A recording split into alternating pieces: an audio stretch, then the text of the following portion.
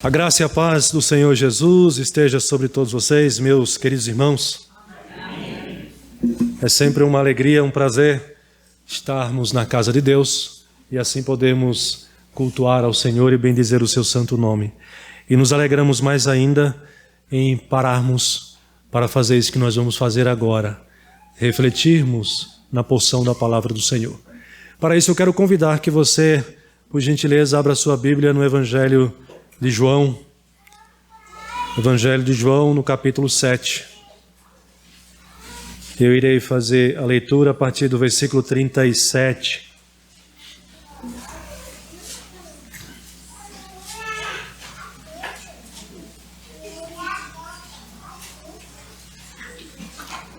Evangelho de João, capítulo 7,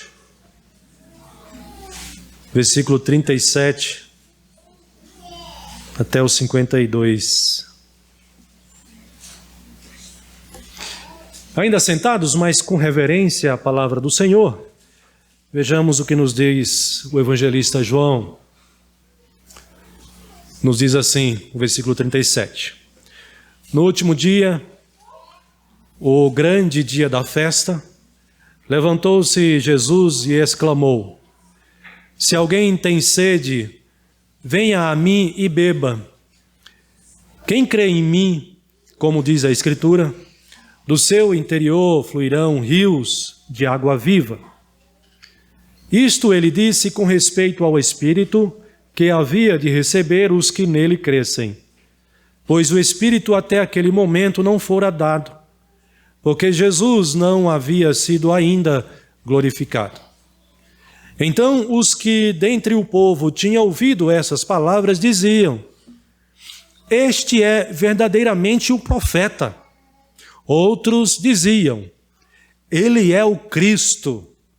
Outros, porém, perguntavam: Porventura o Cristo não virá da Galileia? Não diz a Escritura que o Cristo vem da descendência de Davi e da aldeia de Belém, de onde era Davi? Assim, houve uma discussão entre o povo por causa dele. Alguns dentre eles queriam prendê-lo, mas ninguém lhe pôs as mãos. Voltaram, pois, os guardas à presença dos principais sacerdotes e fariseus. E estes lhes perguntaram: Por que não o trouxeste? Preso, obviamente. Responderam os guardas: Jamais alguém falou como este homem. Replicaram-lhe, pois, os fariseus: Será que também vós fostes enganados? Porventura creu nele alguém dentre as autoridades ou algum dos fariseus? Quanto a esta plebe, ao povo, que nada sabe da lei, é maldita. Nicodemos, um deles, que antes fora ter com Jesus, das autoridades, perguntou-lhes: Acaso a nossa lei julga um homem sem primeiro ouvi-lo e saber o que ele fez? Responderam eles: Dá-se-á o caso de que também tu és da Galileia?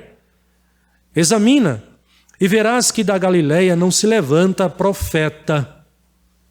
Até aqui, o versículo 52. Meus amados irmãos, a palavra de Deus aqui, apresentada pelo apóstolo João, que conviveu com Jesus e ouviu, aprendeu dos lábios do próprio Jesus, nos apresenta nesse texto aqui Jesus como sendo a fonte da água viva. E a nossa liturgia nos conduziu para o tema da mensagem, para essa mensagem nessa noite aqui também. Mas o texto aqui lido, curiosamente, tem algumas questões que eu quero chamar a sua atenção para que nós possamos entender esse texto aqui e tirar algumas lições. Duas coisas nós já podemos observar de cara. A primeira questão é que João ele apresenta Jesus como de fato ele é. Ele apresenta Jesus como sendo a fonte da água viva. Ele apresenta Jesus como o Senhor, o Deus verdadeiro, o Deus encarnado. Essa é a primeira questão que nós podemos observar aqui. Mas há uma outra questão, uma segunda questão que nós vamos observar na sequência do texto, mas eu já vou adiantar para vocês. Uma coisa é como o evangelista apresenta Jesus para as pessoas, ou como Jesus é apresentado para as pessoas. Outra coisa é como Jesus é entendido pelas pessoas. Como que as pessoas vão entender quem é Jesus. É interessante porque esta realidade acontece nos dias de hoje. Se por um lado a Bíblia apresenta Jesus como sendo o Salvador do mundo, o que de fato ele é, como as pessoas, como o mundo, como a sociedade tem entendido quem é Jesus. Esses dois pontos que entram em choque aqui. E como resolver essa questão? O próprio Jesus apresenta a solução. Essa questão só pode ser resolvida pela fé. É preciso crer para você ir além do que você acha que Jesus é e compreendê-lo de fato como ele é. Jesus diz que é preciso ter fé, é preciso crer nele. Então vamos à primeira questão. Jesus é apresentado aqui como sendo a fonte da água viva. Por que João apresenta Jesus como sendo a fonte da água viva? É interessante quando a gente observa esse capítulo desde o início, o que estava acontecendo aqui neste momento entre os judeus. Se você voltar lá no início do capítulo 7, você vai observar que tem um título, logo no segundo parágrafo, que retrata ou apresenta Jesus na festa dos tabernáculos. Era uma ocasião, era um período em que os judeus estavam festejando esta festa que era importante para o calendário judaico. Era uma festa que eles comemoravam durante a semana inteira, era 7 dias, e no 8º dia eles concluíam essa festa aqui, chamada Festa dos Tabernáculos. E que festa era essa? Era uma festa que foi determinada pelo próprio Deus, ainda no Antigo Testamento. Porque quando Deus trouxe o povo do Egito para a terra de Canaã, nesse período em que o povo foi conduzido pelo deserto, Deus fez com que o seu povo habitasse em tendas. E Deus determinou que essa festa fizesse parte do calendário judaico para que as gerações futuras, os filhos que ainda não eram nascidos, eles conhecessem um pouco da história, de como Deus agiu na história do seu povo. Então, eles deveriam celebrar a festa dos tabernáculos para entender que Deus libertou o seu povo do Egito e conduziu pelo deserto, fez com que o povo habitasse em tendas e chegasse até a terra de Canaã, ou seja, mostrando que Deus estava presente conduzindo o seu povo, cumprindo a sua própria promessa. No entanto, nos dias de Jesus, aqui, essa festa foi inserido alguns elementos a mais. Como sempre, a cultura vai mudando e até mesmo algumas coisas importantes, como essa determinação, sofreu também algum tipo de mudança. E essa festa, então, nos dias de Jesus, ela era celebrada no templo. E um detalhe interessante, curioso, que nos interessa aqui, que acontecia nessa festa, que tem a ver com a mensagem aqui, é que enquanto a festa era realizada, um dos sacerdotes do templo trazia numa jarra de ouro água e regava o altar com aquela água ali. Isso acontecia durante cada dia da semana, ou seja, nos 7 dias. E no 8º dia, que era o encerramento da festa, era trazida a água e novamente regado o altar, e as pessoas circulavam em volta do altar, a semelhança ou trazendo à memória o que aconteceu com a destruição dos muros lá no passado, onde Josué conduziu o povo e eles tiveram a vitória, trazendo à memória isso. Então havia esse elemento, a água derramada sobre o altar. Jesus estava nessa festa. Essa era uma festa importante.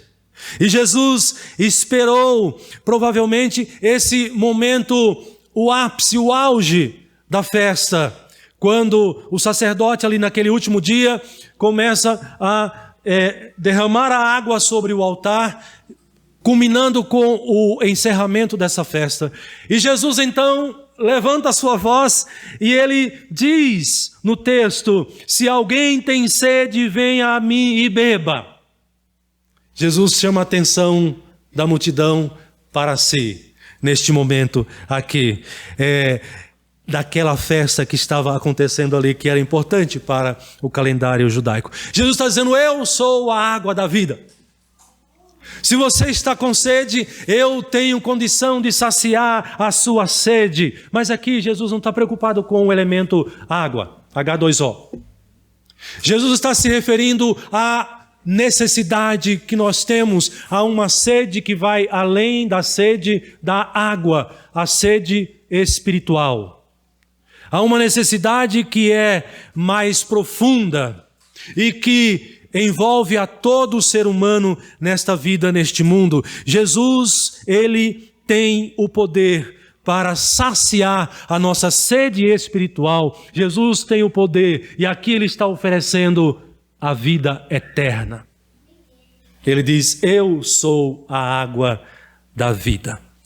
Jesus já havia feito essa promessa algum tempo antes. Você deve ter conhecido aquela história quando Jesus se encontra com a mulher samaritana. Lá no mesmo Evangelho de João aqui, no capítulo 4, Jesus também falou a respeito dessa água da vida, quando ele afirmou nas seguintes palavras. Ele disse para a mulher: quem beber desta água terá sede.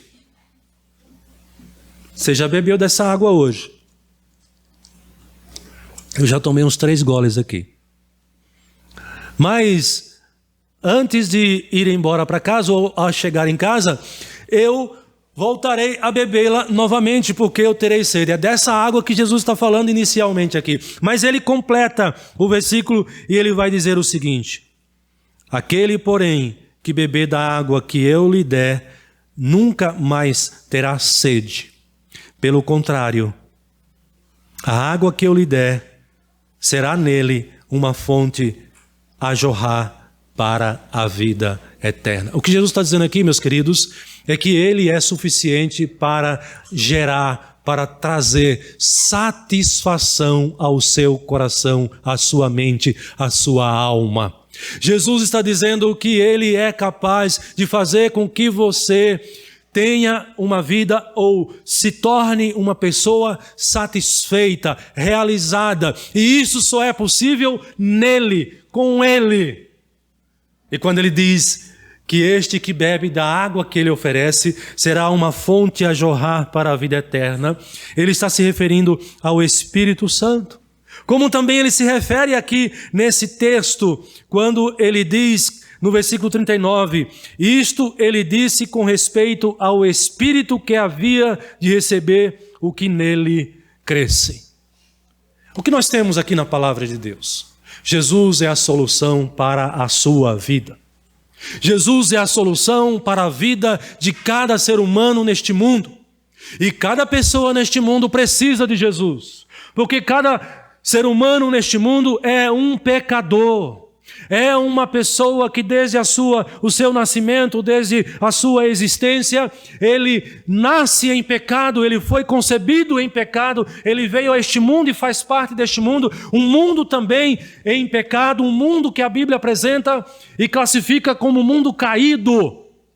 E que, portanto, tanto a pessoa, tanto o ser humano, quanto toda a criação está sob o alvo do juízo de Deus, da condenação, da justiça de Deus. Portanto, só há uma solução. E João está apresentando Jesus aqui como a solução. como a fonte da água da vida. Quem é esse Jesus? João está dizendo, Jesus é o Salvador. Quem é este Jesus que está falando aqui e ensinando no templo? Os judeus se perguntavam lá na ocasião. E João está dizendo, esse Jesus é o Cristo, esse Jesus é o Messias, esse Jesus é o Deus encarnado, esse Jesus é aquele que você precisa para a sua vida, é aquele que vai fazer e tornar você uma pessoa, não uma pessoa insaciável, não uma pessoa ansiosa, não uma pessoa desequilibrada emocionalmente, inquieta espiritualmente, mas ele vai saciar a sua necessidade espiritual, a sua necessidade enquanto pessoa, enquanto ser humano, porque ele veio neste mundo para isso. Jesus é a solução. Jesus é o Deus Salvador. Ele veio a este mundo para salvar o pecador. Ele veio a este mundo para salvar a sua vida. E João está dizendo, ele é o único, ele é o verdadeiro, ele é o Messias, o Deus encarnado. E quando você vai ler as Escrituras, quando você vai ler a palavra de Deus, você vai encontrar Jesus sendo apresentado assim em vários outros textos. Aliás, você vai encontrar Jesus sendo apresentado como aquele que veio para salvar, aquele que veio para libertar. Você vai encontrar desde o livro do Gênesis, o livro da criação, o livro do princípio, quando lá em Gênesis 3,15 aponta para Jesus como sendo a solução, como aquele que viria para esmagar a cabeça da serpente. Quem é a serpente? Satanás, o diabo. Jesus, desde o início, já foi anunciado, prometido, profetizado como aquele que viria para derrotar o inimigo das nossas almas, porque ele pode fazer isso, porque João está dizendo, porque ele é Deus, porque ele é o Messias, porque ele é o Salvador. É esse Jesus que João apresenta para nós, é esse Jesus ou o Salvador, que é apresentado nas Escrituras Sagradas, em vários outros textos, como eu já me referi para vocês. Mas, meus irmãos, nós podemos chegar, então, à segunda questão. Como as pessoas têm recebido a esse Jesus? Né? O versículo 40 do texto nos diz que, então, os que dentre o povo tinham ouvido essas palavras diziam, este é verdadeiramente o profeta. Outros diziam, ele é o Cristo. Outros questionavam, mas o Cristo, o Salvador, virá da Galileia? Por que essa pergunta? Porque os que moravam em Jerusalém tinham ou tratavam com preconceito os que moravam na Galileia.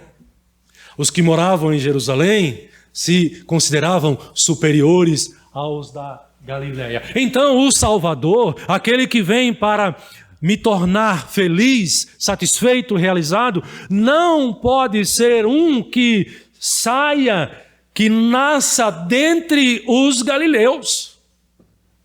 Por isso eles questionam. Alguém questiona aqui, dizendo, o Cristo virá da Galileia? Meus irmãos, como o mundo tem recebido a Cristo nos nossos dias? Quem é Jesus para a sociedade? Quem é Jesus para o mundo? O que é as Escrituras? O que é a Bíblia para muitos círculos da nossa sociedade? O que é a Bíblia para muitos grupos da nossa época, do nosso tempo? Quem é esse Jesus? Para muitos, Jesus é um personagem histórico apenas. Não teve mais nenhum significado além disso. Para outros, Jesus é um fanático, ou foi um fanático, alguém que foi fanático e que gerou fanáticos. Os crentes são fanáticos porque seguem a um fanático também que existiu na história passada. Para outros, Jesus foi aquele que morreu na cruz e permanece ainda preso à cruz, como sendo um homem e não o Deus. Quem é Jesus para você? Como você olha para as Escrituras quando ouve falar a respeito de Jesus e como você entende quem é Jesus? Quem é Jesus para você? E como as pessoas entendem quem é Jesus? Aqui nós temos alguns exemplos no texto nos mostra, Jesus não é galileu, porque o galileu é alguém que deve ser discriminado. Jesus, para outros, é um enganador. Observe como se refere aqui os fariseus a respeito de Jesus, lá no versículo 47, quando diz assim: replicaram-lhes, pois, os fariseus: será que também vós fostes enganados? Enganados por quem? Por Jesus. Logo, Jesus é um enganador, porque os guardas que foram enviados por estes fariseus para trazer Jesus preso, eles não puderam prender Jesus. Sabe por quê?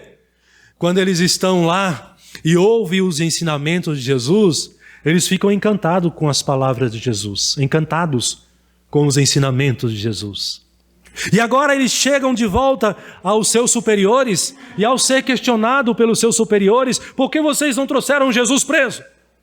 A resposta deles para os seus superiores é: jamais alguém falou como este homem.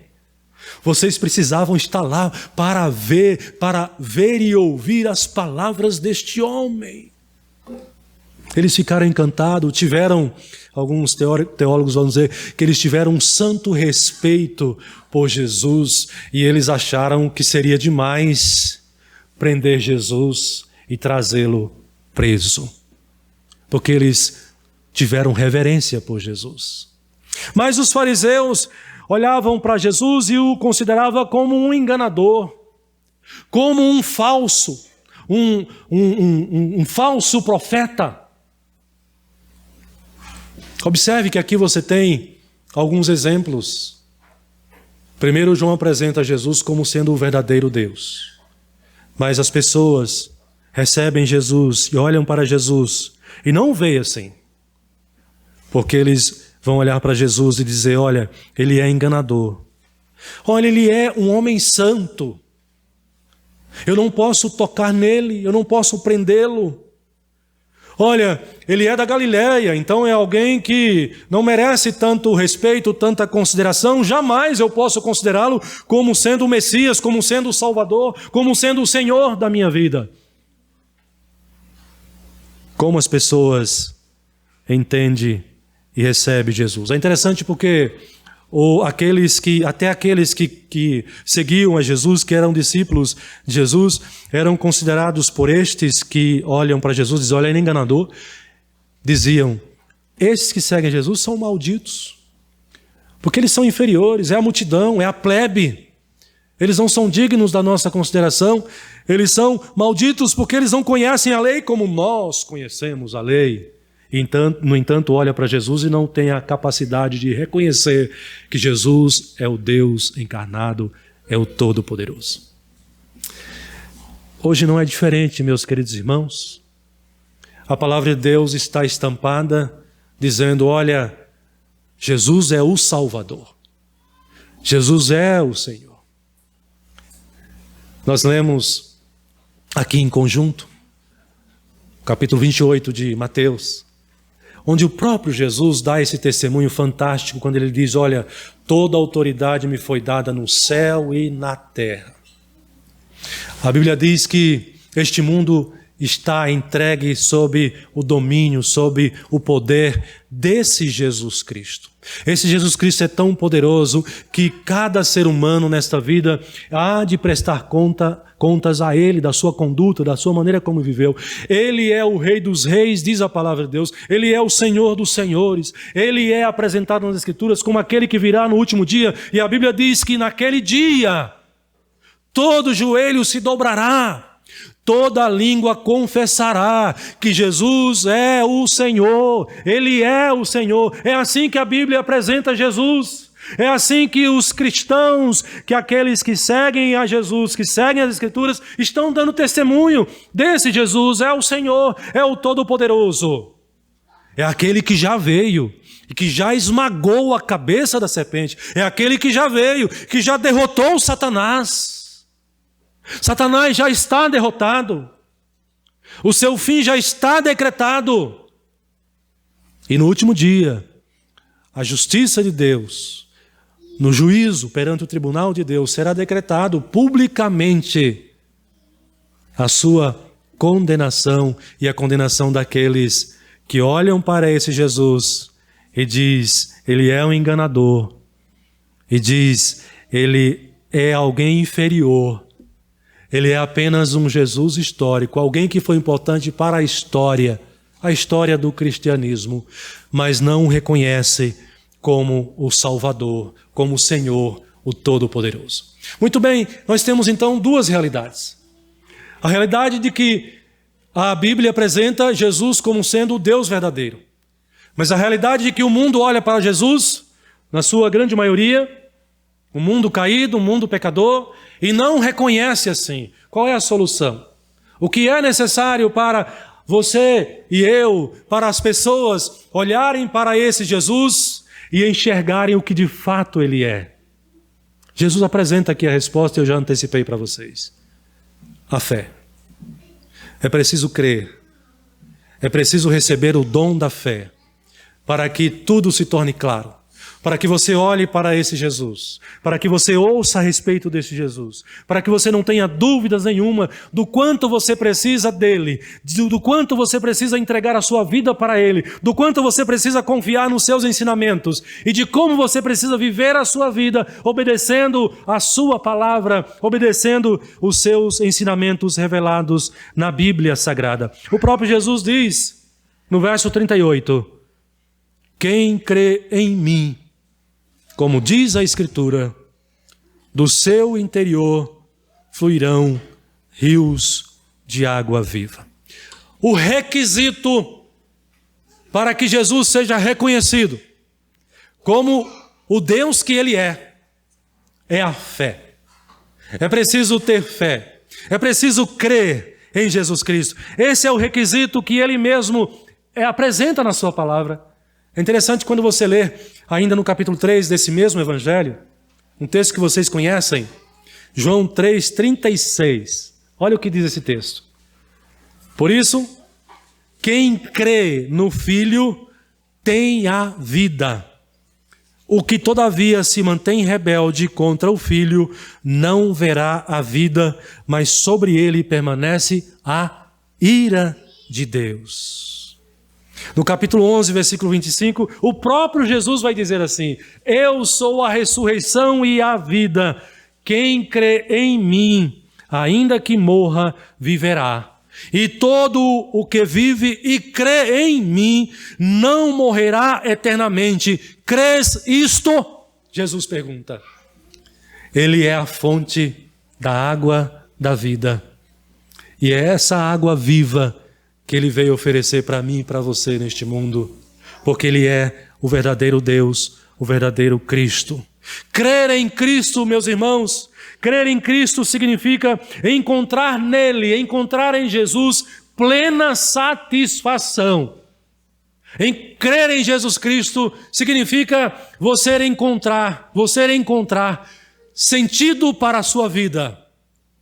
E eu já vi isso acontecer algumas vezes, pessoas que foram transformadas, pessoas que foram convertidas, pessoas que antes viviam na incredulidade, pessoas que antes não davam a atenção devida e não reconhecia Jesus como seu Senhor, o seu Salvador, depois de colocarem nele a sua fé, que é dom de Deus, eles encontraram a razão para viver.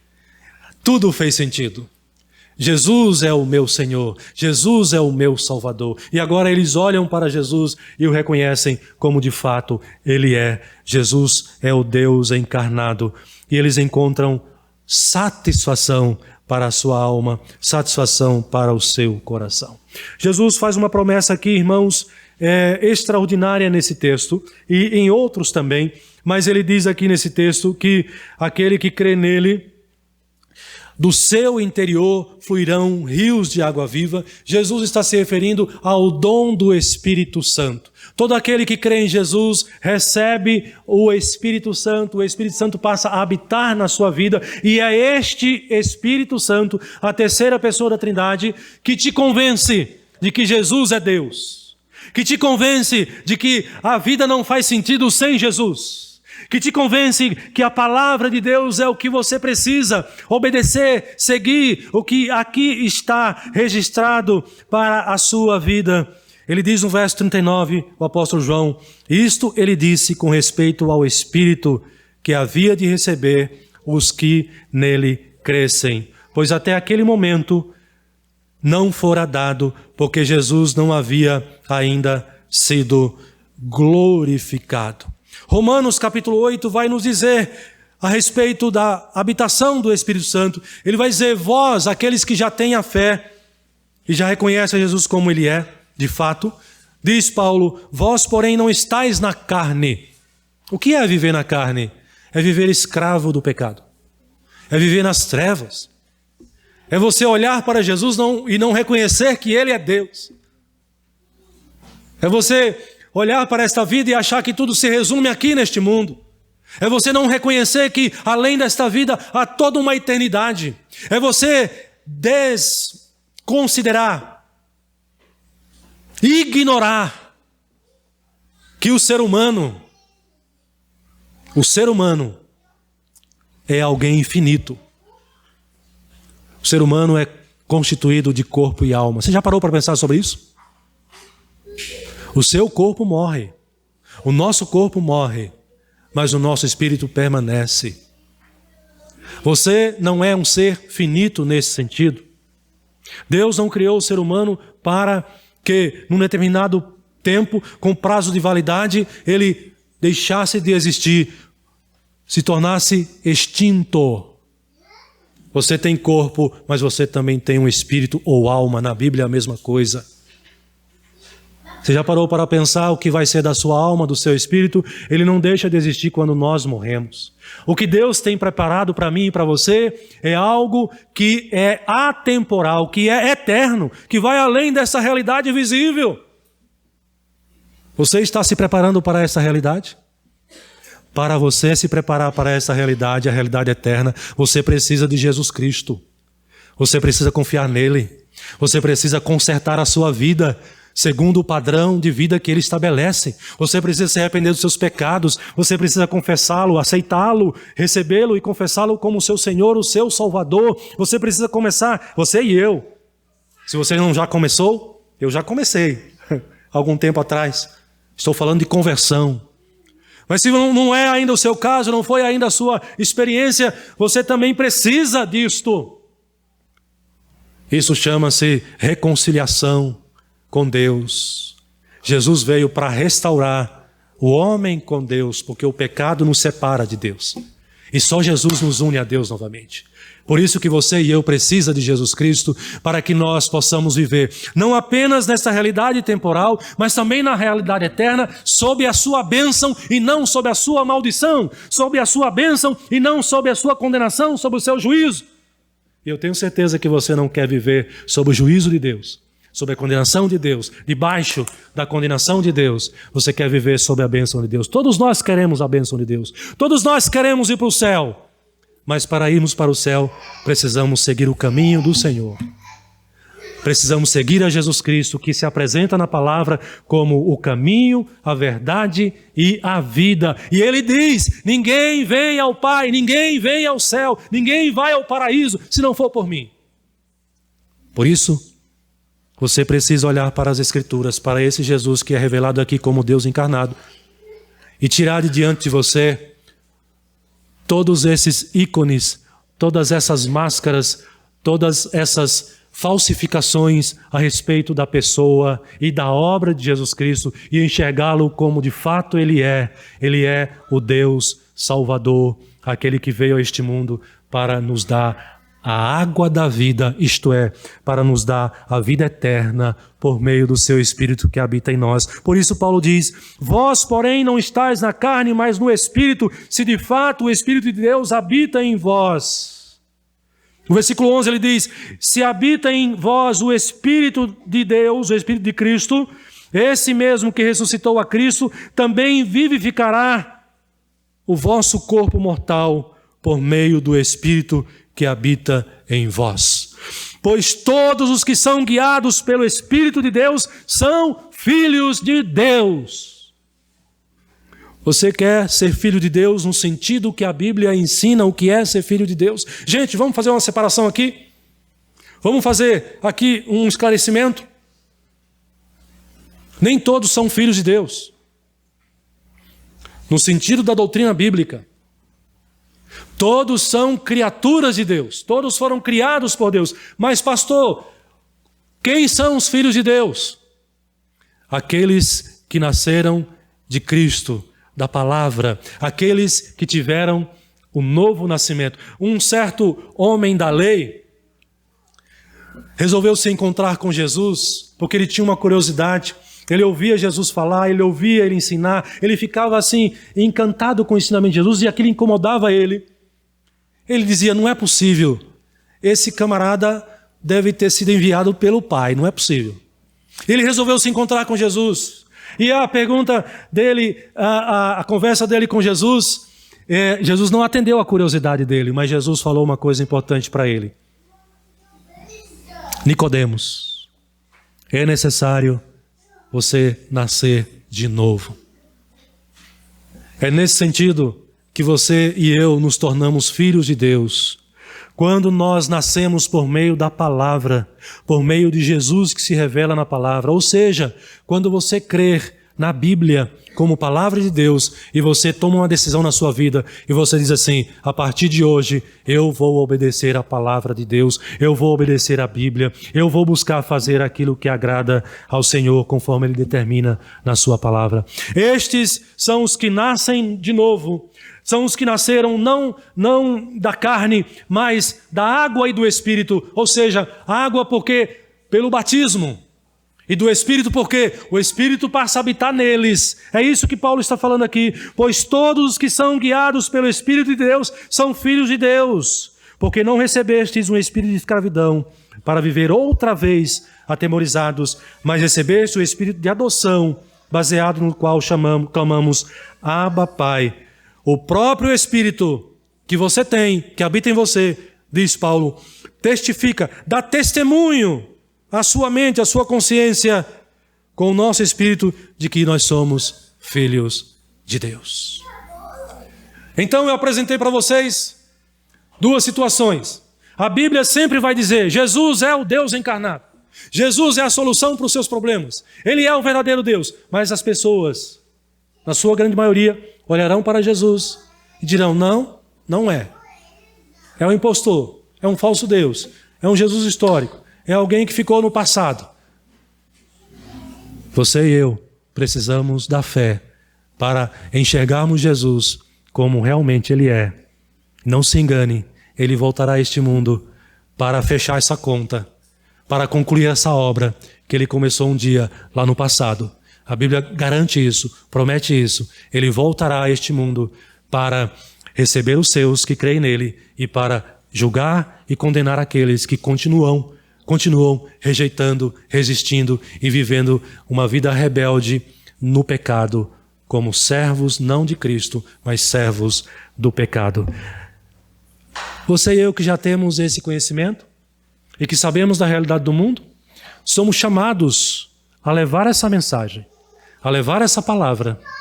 Nós somos chamados por Cristo para levarmos e apresentarmos ao mundo quem é Jesus verdadeiramente. Meus queridos irmãos, as pessoas estão vivendo neste mundo enganada pela sua própria consciência, pela sua própria cobiça, pelo seu próprio coração e pelo mundo. Você e eu temos a verdade, temos a palavra. A minha missão e a sua missão em relação a este mundo é dizer isso para as pessoas que você está ouvindo aqui nesta noite. É dizer para as pessoas que Jesus é aquele que é revelado nas Escrituras como o Salvador, como a fonte da água da vida. Só Ele pode libertar o pecador da morte para a vida, da escravidão para a liberdade, do inferno para os céus. Então você e eu somos chamados a colocar em prática a nossa missão. Faça isso.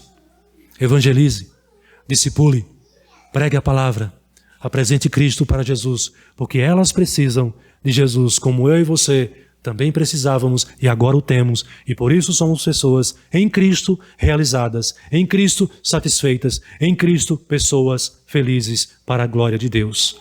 Amém. Aleluia. ou aleluia e amém, né?